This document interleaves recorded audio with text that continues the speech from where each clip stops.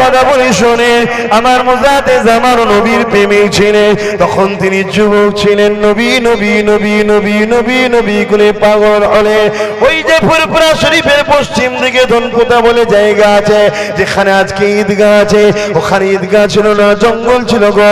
মুজাতে জামান ওখানে গিয়ে বাকি সময়টা আল্লাহ পাকের ইবাদতে মশগুল থাকতে, আর করে এসে রাত থেকে দরুদ শরীফ পড়তে থাকতে, এমন করে চোখে পানি ফেলে কাঁদতে লাগতে, আল্লাহ আমি আবু বকরকে আপনার হাবিবকে দেখিয়ে দেয়, আমি আবু বকরকে আপনার হাবিবের দিদার মিলিয়ে দেয়, আমি আবু বকর আপনার হাবিবকে দেখতে যাই।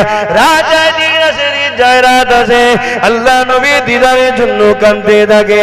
এমন সময় দেখা যায় একদিন আল্লাহ নবীর দিদারটা নসিব হয়ে যায়। আল্লাহ নবী কি বলেছে, বাবা আবু বকর রে, আমাকে যখন এতই ভালোবাসো, আমার দরবারে কেন আসছো না, আমার দরবারে কেন আসছো না? আল্লাহ নবীকে বলেছিলেন, ইয়া রাসূলুল্লাহ হাবিবাল্লাহ, আমার যাবার মতো উপায় নাই, অর্থ নাই, আমার যাবার মতো উপায় নাই। আল্লাহ নবী বলেছে, আবু বকর নিয়ত করো, আমি নবী দোয়া করছি তুমি কাবা মদিনা দেখবে। অনেক বড় কথা, সেই বছর নিয়ত করেছিলেন, নবী আমার বলেছিলেন কাবা মদিনা দেখবে। আবু বকর সিদ্দিক প্রথম কাবা শরীফে গেলে, আল্লাহ কাবা তওয়াফ করলে, সাফা মারওয়া সাই করলে, মিনা মুজদালিফা আরাফা ঘুরে নিয়ে আবার কাবা তওয়াফ করে নিয়ে সাফা মারওয়া সাই করে জমজমে পানি পান করে মাকাম ইব্রাহিমের নামাজ পড়ে নিয়ে হজের কানের কাজগুলোকে করে নিয়ে এবারে দিবানা মাঠ চলে যেতে লেগেছে মাসুকের দিকে, মদিনার দিকে যেতে লেগেছে। যখন মদিনার দিকে যায়, এ যুবকেরা, তরুণীরা, বাবেরা, আল্লাহ নবী খাদেমকে খবর দেখিয়েছিল, আমার আবু বকরকে এক রাত আমার রওজায় থাকার পারমিশন দিলাম। আবু বকর সিদ্দিক নবী রওজায় থাকবে, কিন্তু সাথীদেরকে তো বলে দেয়নি। কিন্তু মনে রেখে দিও, ওরিদের সাথে থাকলে খাদেমের লাভ আছে। আমার সঙ্গে যারা এসেছে, যা নজরানা, যা খাদ্য আমার জন্য আছে, ওটা কিন্তু তারাও পাবে, তারাও বুঝবে। এই আবু বকর সিদ্দিকের সাথে যারা খলিফা সহ বড় আওলাদ ছিল, গভীর রজনীতে আমার মুজাতে জামান দুরুদের ওজিফায় পড়ে গেলেন। হঠাৎ রওজা মুবারকটা আলোয় আলোকিত হয়ে যায়। নবী আমার নূরের হাত নষ্ট মুবারককে বাদ করে দিয়ে আবু বকরকে বলেছিল, বাবা আবু বকর, হাতটা ধরে নাও বাবা, বায়াতটা আমি নবী তোমায় করিয়ে দিই। আল্লাহর কোরআন বায়াতের পক্ষে আছে, ইন্নাল্লাযীনা ইউবাইউনাকা ইন্নামা ইউবাইউনাল্লাহ ইয়াদুল্লাহি ফাওকা আইদিহি। বায়াতের কোরআনে দলিল রয়েছে, এবং ইমাম হুসাইনের পক্ষ থেকে ইমাম মুসলিম হুজুর বায়াত নিয়েছিলেন। এখন আমি যেটা বলতে লেগেছি, ওই দাদা হুজুরের হাতে হাত দিয়েছেন 5 হুজুর, আমার আবু জাফর হুজুর হাত দিয়েছে, আমার ছোট হুজুর হাত দিয়েছে, বড় হুজুর সেজ হুজুর 9 হুজুর হাত দিয়েছে। ওই ছোট হুজুরের হাতে হাত আমার আব্বা জান পীর আল্লামা আলী আকবর সিদ্দিকী দিয়েছে, সেই হাতের সঙ্গে আমি হাত দিয়েছি। এই যুবকেরা, যে হাতের সিলসিলাটা নবীর হাত পর্যন্ত চলে গেছে, ওই হাত যদি ধরতে পারো, ইনশাআল্লাহ বিশ্বাসে মিলাই বস্তু তর্কে বহুদূর, দুনিয়াও পাবে, আখিরাতেও নাজাত পাবে। বলো ইনশাআল্লাহ।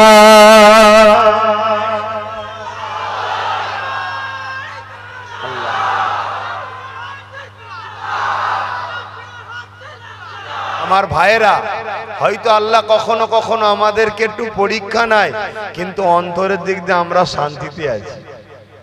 আপনার বিবেককে প্রশ্ন করুন, দেখুন, অন্তরের শান্তিতে আমরা আছি। অন্তরের শান্তিটাই তো আসল শান্তি রে বাবা। হ্যাঁ, 2-10 হাজার কোটি টাকার মালিক 200-500 লোককে ছেলের বিয়েতে দাওয়াত করে খাওয়াচ্ছে, আর নিজে মুখে জালি দিয়ে ঘুরে বেড়াচ্ছে। কেন? ডাক্তার বলেছে একদম সাবু ছাড়ার কিছু খাবিনি যদি বাঁচতে চাস। এ আছে না, খোদার মার দেখেছেন? খোদার মার কেমন? আল্লাহ সেই জায়গায় আমাদেরকে সুখে রেখেছে না রাখেনি? যতটুকু বান্দা তোদের দুনিয়ায় ততটুকু দেবো। কেন? তোরা মোমেন, তোরা মোমেনা। তোদের জন্য আমার কাছে স্পেশাল কোটা আছে, যেখানে কোনোদিন কষ্ট নাই, শান্তি আর শান্তি, যেটা হলো আমার দয়ার জান্নাত। জোরে বলুন সুবহানাল্লাহ।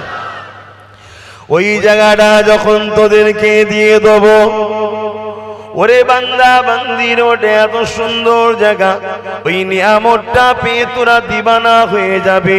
ওই সময় আমার আল্লাহ জিজ্ঞাসা করতে লাগবে, ওরে আমার বান্দা বান্দিরে, দুনিয়া জমিনে অনেকে গান শুনেছিল, তোরা শুনিস না কেন? শুনিস না?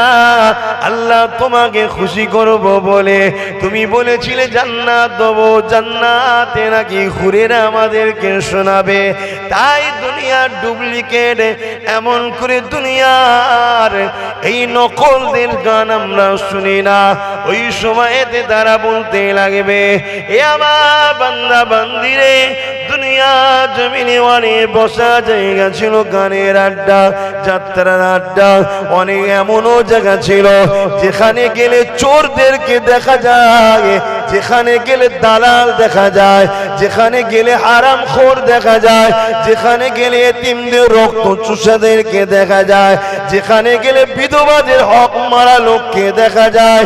ওরে আমার বান্দা বান্দিরে, ওই সকল গাদ্দারদের কাছেও তোরা যাস না, কিন্তু তোরা দুনিয়া জমিনে আলেমদের কাছে গিয়েছিলিস। কেন রে বান্দা গিয়েছিলিস? আল্লাহ আপনি বলেছেন, আপনার হাবিব জানিয়ে দিয়েছে, আলেমদের সোবতে বসা কোরআনের কথা রয়েছে, ইয়া আইয়ুহাল্লাযীনা আমানুত্তাকুল্লাহ, হে বিশ্বাসী ইমানদার আমাকে ভয় কর, ওয়াকুনু মাস সাদিকিন, এবং সত্যবাদীদের অনুসরণ কর। তাই সত্যবাদীদের অনুসরণ করি বলে সত্যবাদীদের দরবারে যায়। আপনার কোরআন জানিয়েছিল, সূরা কিতাব বলে একটা সূরা ছিল, 7 জন ওলিকে মহব্বত করার জন্য একটা কুকুর যদি জান্নাতি হয়ে যায়, আল্লাহ ওলি কারা? যারা তো তোমাকে ভালোবাসে, তোমার হাবিবের সুন্নাতে জীবন গড়ে, তারাই তো আলেমে হাক্কানি। তাই আমরা আলেমদের দরবারে যেতাম যাতে করে তুমি খুশি হয়ে যাও। কারণ নবী আমার জানিয়ে দিয়েছিলেন, আল মারউ মা মান আহাব্বা, দুনিয়ায় যদি কেউ হারামখোরের সঙ্গে মেশে, কিয়ামতের দিন হারামখোরের সঙ্গে থাকবে। দুনিয়ায় যদি কেউ চোরের সঙ্গে মেশে, কিয়ামতের দিন চোরের সঙ্গে থাকবে। দুনিয়ায় যদি কেউ পরনারীর দেহ শোষণকারীর সঙ্গে মেশে, কিয়ামতের দিনে তার সঙ্গে থাকবে। দুনিয়ায় যদি কেউ ডাকাতের সঙ্গে মেশে, কিয়ামতের দিনে তার সঙ্গে ডাকবে। দুনিয়ায় যদি কেউ দিন দুপুরে ডাকাতি ভিআইপি চোর যারা, এদের সঙ্গেও মেশে, কিয়ামতের দিন এদের সঙ্গেও থাকবে। আপনার নবী বলেছিল, দুনিয়ায় যে যার সঙ্গে মিশবে, আমরা আলেমদের সঙ্গে মিশেছিলাম। কারণ নবী আমার জানিয়েছিলেন, কিয়ামতের দিনে আল্লাহ আলেমদের ঘরে বেহিসাব জান্নাতি দেবে।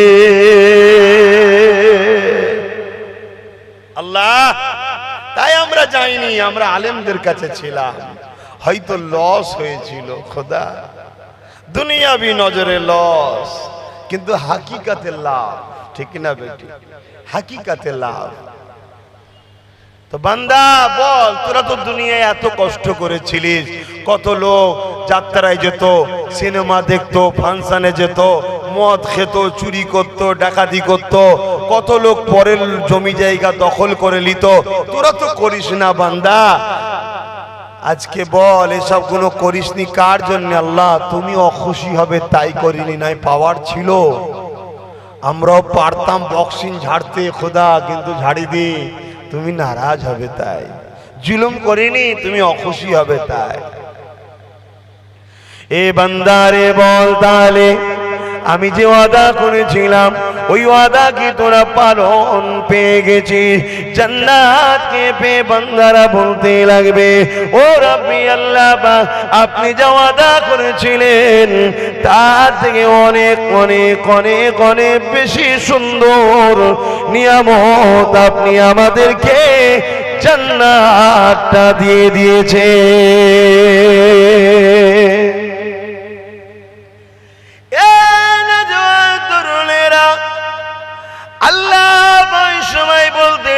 বান্দা বান্দি রেগে চিন্তা করে দেখ, আর কি কিছু আদা বাকি আছে?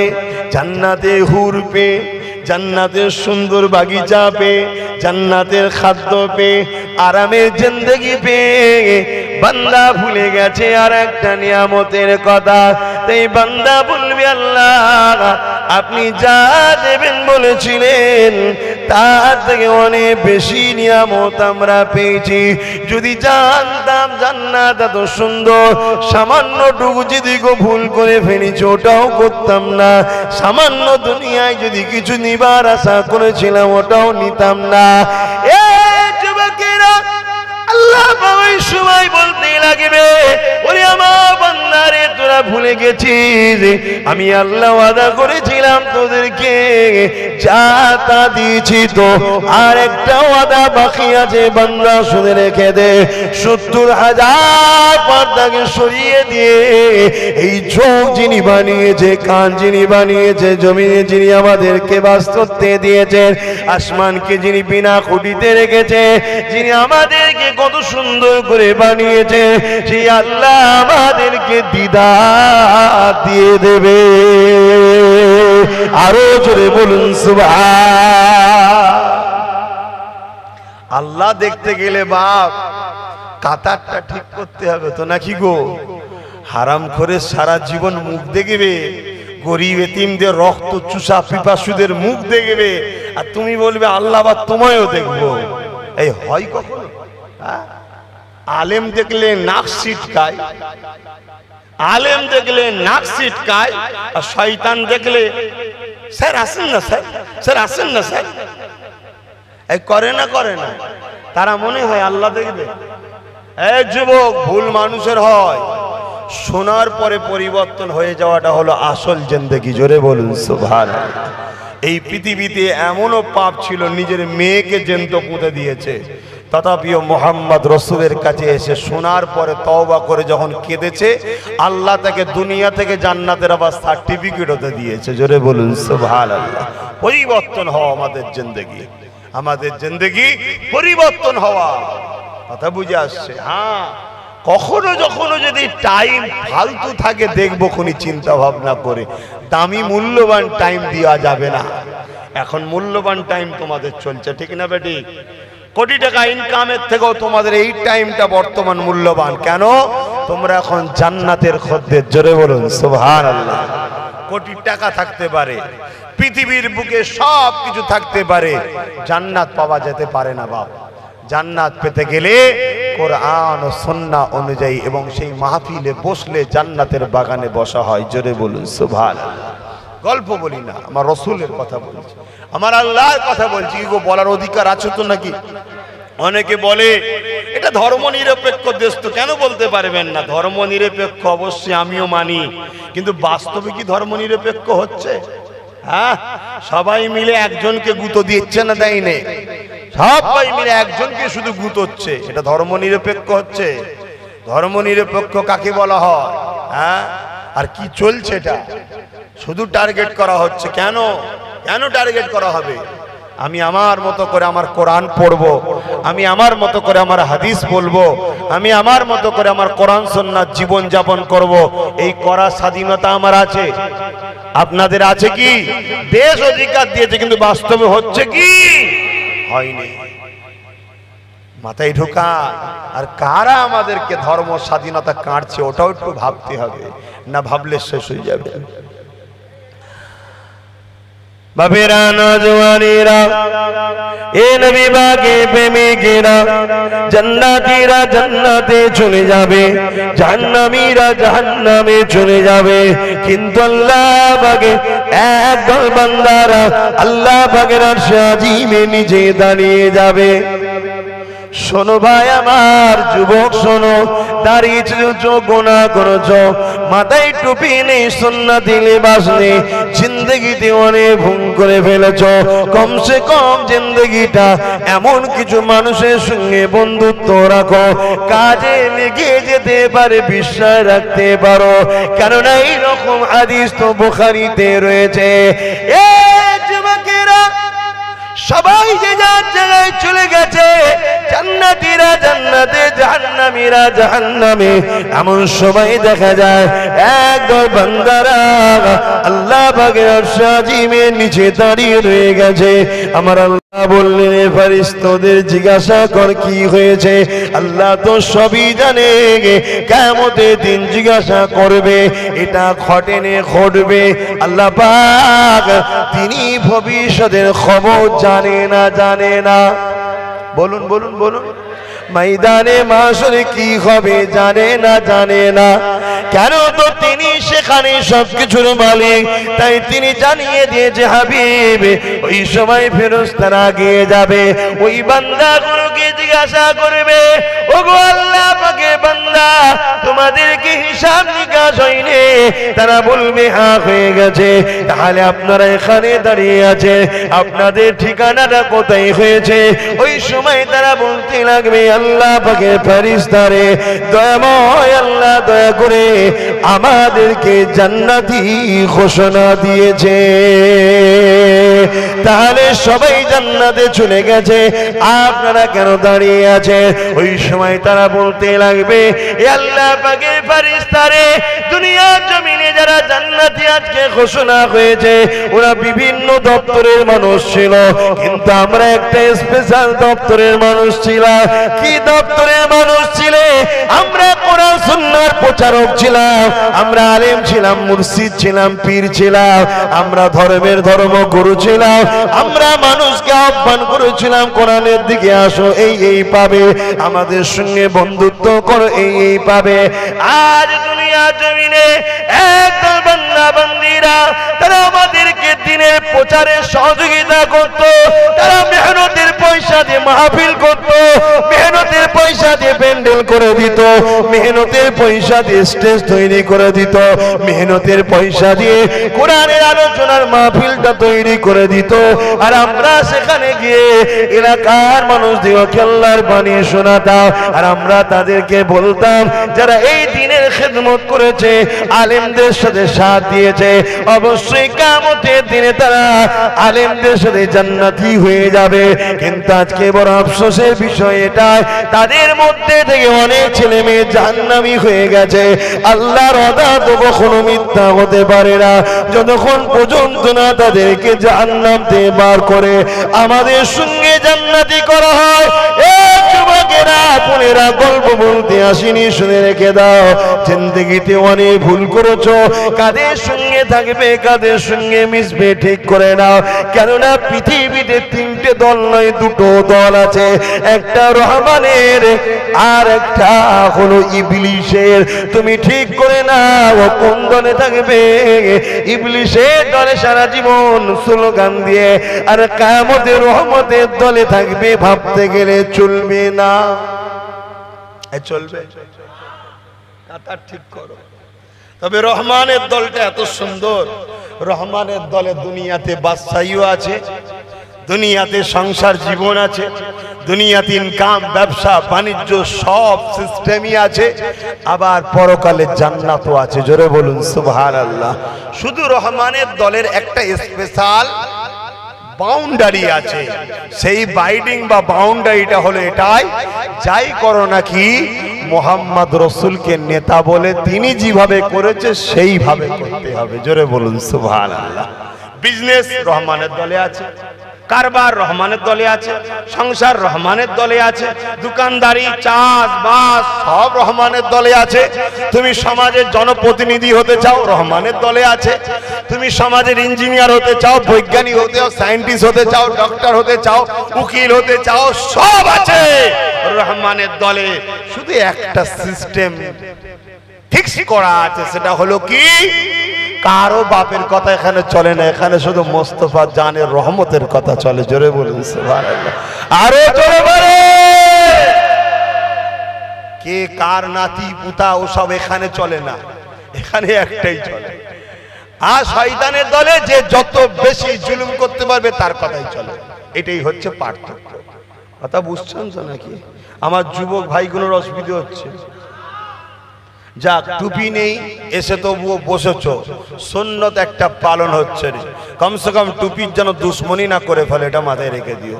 কেন এখন টুপিরও দুশ্মন বেরিয়েছে, একদল ইফতার রোজাদার লোকেরা দেখেছি টুপির দুশ্মন, ওরা রোজা রেখেও জাহান্নামে যাবে, কিচ্ছু করার নেই। আমি বলিনি বাপ, আমার রসুল বলেছে। কারণ ৭৩ দল জাহান বা দল হবে, তার মধ্যে ৭২ জাহান্নামী হবে, একটা জান্নাতি হবে। মুজাদ্দেদ জামান দাদা হুজুরকে মানেন তো আপনারা? আরে আমাকে নাই মানকে যান, দাদা হুজুর তো মানেন নাকি? কেন দাদা হুজুরকে মানতেই হবে, কোরআনের হুকুম ও আতিউল্লাহ ওয়া আতিউর রাসূল উলিল আমরি মিনকুম, হাদিস পাক মাইয়াজ্জিদু লাহা দীনাহা, মুজাদ্দেদকে মানতে হবে। কথা বুঝে আসছে? দাদা হুজুর মুজাদ্দেদ ছিলেন। তো সেই জায়গায় দাদা হুজুর রহমাতুল্লাহ আলাইহি যে ওসিয়তনামা রেখে গেছে, ওই ওসিয়তনামার মধ্যে লিখছেন যে দাড়ি, টুপি, জুব্বা এগুলোকে নিয়ে যদি কেউ তুচ্ছ তাচ্ছিল্য করে সে কাফের হয়ে যাবে। কেন? এগুলো হলো হযরত নবী মুহাম্মদ সাল্লাল্লাহু আলাইহি ওয়াসাল্লামের সুন্নাত। জোরে বলুন সুবহানাল্লাহ। তোরা পড়িসনি, মাথায় নেই, খালি মাথায় বসেছিস, কাফের নয়।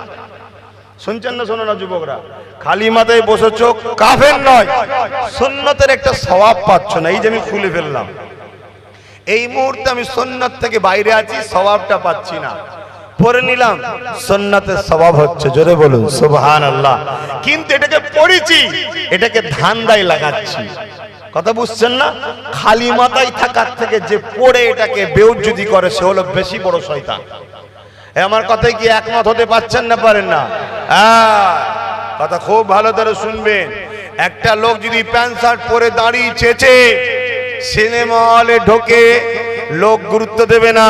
আর গোল জামা লেগে হাজি রুমাল দিয়ে মাথায় টুপি দিয়ে পাগড়ি ফাগড়ি পরে যদি সিনেমা হলে ঢোকে, ওটা কিন্তু পুরো ধর্মকে বদনাম করা হবে। দুটোই পাপ।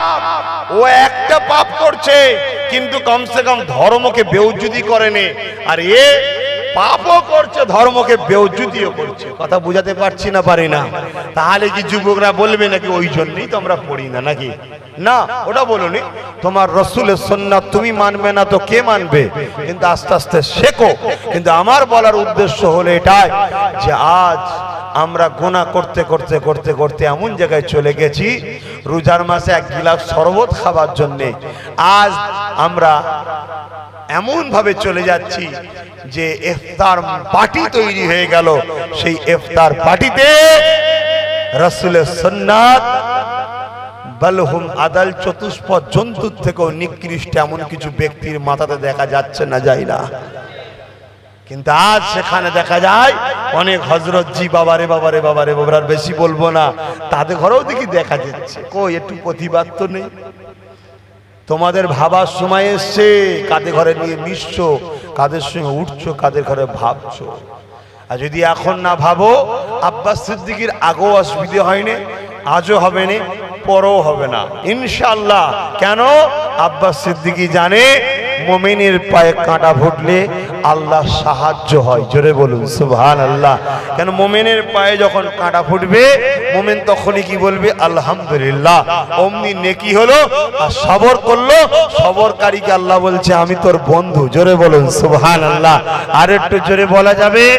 তাই আমাদের বাপ কোনো সমস্যা নেই, খেতে পেলে আলহামদুলিল্লাহ বলি, আর না খেতে পেলে বলি আলহামদুলিল্লাহ। কেন? আমাদের ঘরে শিক্ষা দিয়েছেন খাতুনে জান্নাত। জানেন তো নাকি? খাতুনে জান্নাত কয়েকদিন খাইনে, লাস্টে একদিন তিনার স্বামী বলছেন আমি হযরতে আলী যে তোমার আব্বার দরবারে একটু যাই, যদি কিছু পাই, নজরানা দেয়, অনেক সাহাবারা নিয়ে আসবো। তো ঘুরে কিছুক্ষণ পরে আসছে, মুখটা বড় মরা। ফাতেমা তো জাহরা জিজ্ঞেস করছে কি ব্যাপার, মন মরা কেন? বলছে তোমার আব্বার কাছে গেলাম, কিছু পেলাম না, তাই মনটা মরা। হযরতে আলীকে খাতুনে জান্নাত বলছেন আমার প্রাণের স্বামী, আপনি মন মরা করে আছেন কেন? আপনি জানেন না যে খাওয়ালে আলহামদুলিল্লাহ বলবো, না খাওয়ালে শুকরিয়া আদায় সবর করব। আর যারা শুকর আদায় করে তাদের সঙ্গেও আল্লাহ আছে, যে সবর করে তাদের সঙ্গেও আল্লাহ থাকে। জোরে বলুন সুবহানাল্লাহ। আমি তো ফাতেমা এই জন্য খুশি যে খাবার আছে না তো কি হয়েছে, আমার আল্লাহ আমার স্বামীকে তো এনে দিয়েছে। জোরে বলুন সুবহানাল্লাহ। আল্লাহ যদি আপনাকে ডেকে নিত, আমি ফাতেমার তো কিছু করার থাকতো না।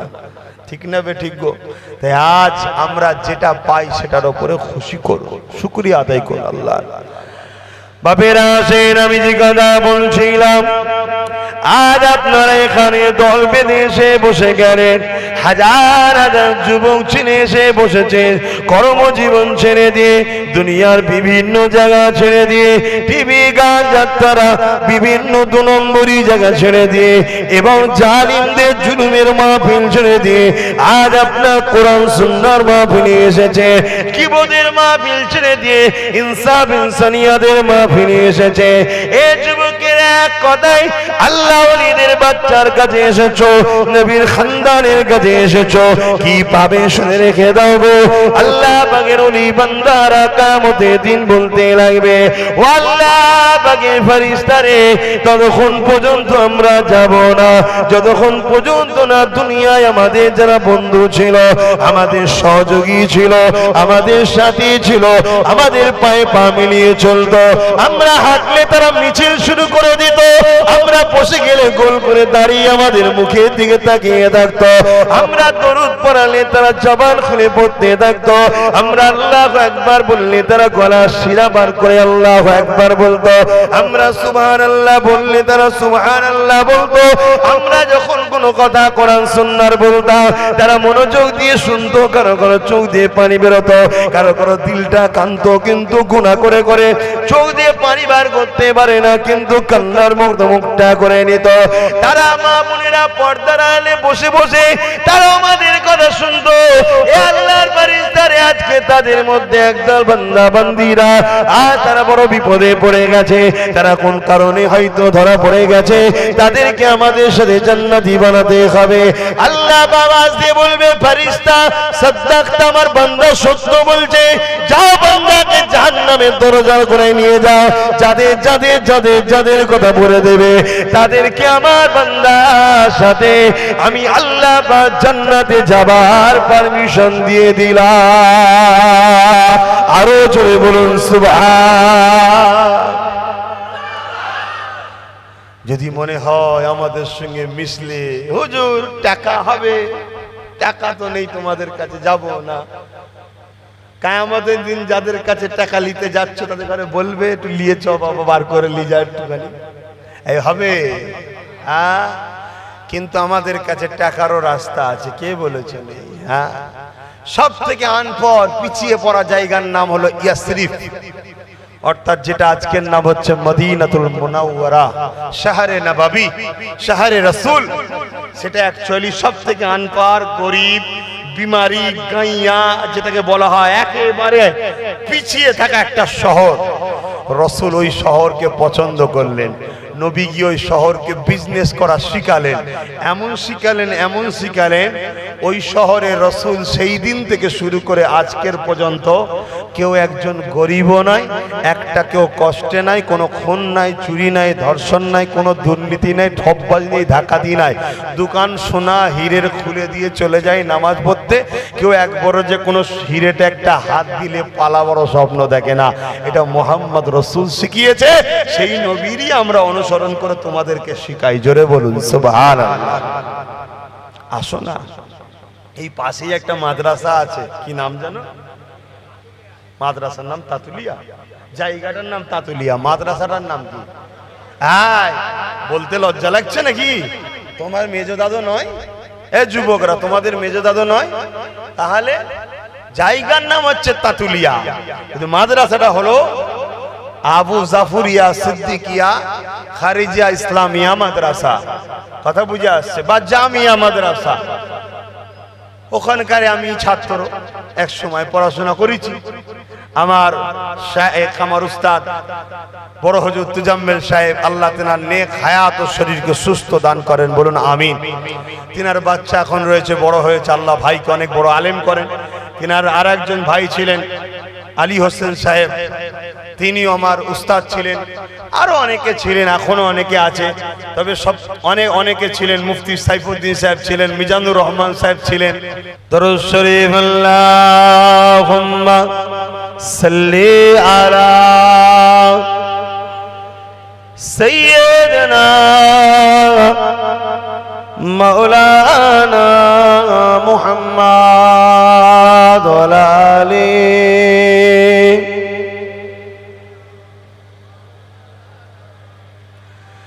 जिसे देखनी हो जन्नत ओ मदीना देखाए जिसे देखनी हो जन्नत ओ मदीना देखाए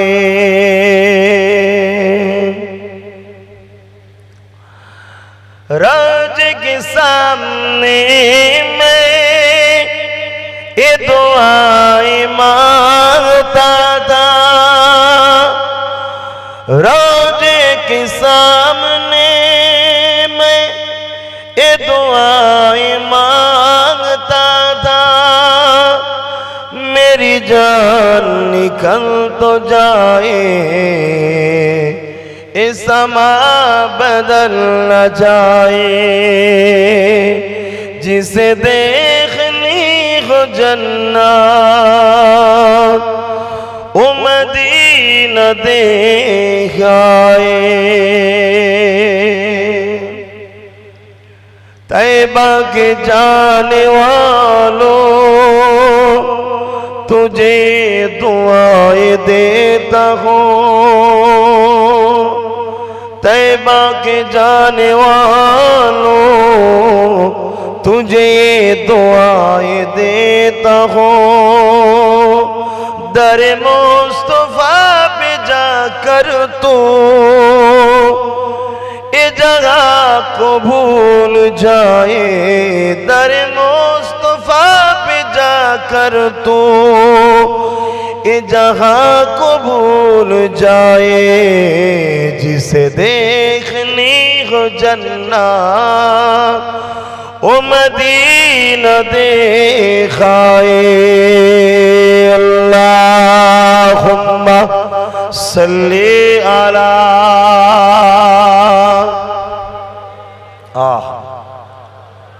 वला आली सय्यदना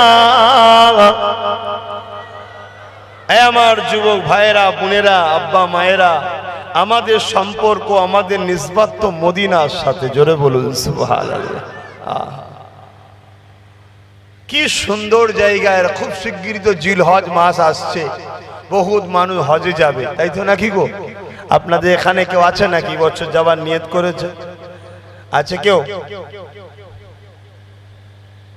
যদি কেউ নিয়ত করে থাকেন গিয়ে আমাদের জন্য দোয়া করবেন কেননা যখন কাবা শরীফকে প্রথম নজরে দেখবেন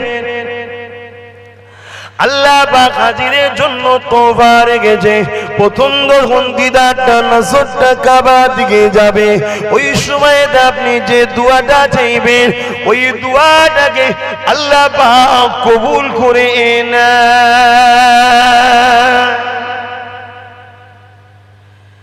এ যুবকেরা যারা হজ করতে যায় কি করতে যায় কেন ইসলামের পাঁচটা স্তম্ভ রয়েছে কালেমা নামাজ রোজা যাকাত ও হজ হজ যাকাত নয় যাকাত ও হজ আগে যাকাত তারপরে হজ যাকাত দেয় না হজ করে কিছু লাভ হবে না কেননা যাকাতটা হলো হকুন নাস তোমার টাকা নয় গরিবের টাকা ওই গরিবের পক্ষ থেকে আল্লাহ তোমার ব্যবসাতে 2.5% শতকরা শিয়ারে আছে বুঝাবার জন্য বলছি 2.5% শিয়ার গরিব আল্লাহ দিয়েছে দেখেন না বাপ ছেলের পক্ষ থেকে কোনো বিজনেস আমার ছেলের পক্ষ থেকে ওই ছেলের নামে 10 টাকা এই ছেলের নামে 20 টাকা হয়েছে 15 টাকা শিয়ার দিলাম যা লাভ হবে ছেলে পাবে তা আল্লাহ তার গরিব বান্দাদের পক্ষ থেকে ধনীদের ব্যবসায় শতকরা 2.5 টাকা করে শিয়ারে লাগিয়ে দিয়েছে ওই 2.5 টাকা হিসাবে শতকরা যা লাভ হবে এটা গরিব পাবে এটা গরিবের হক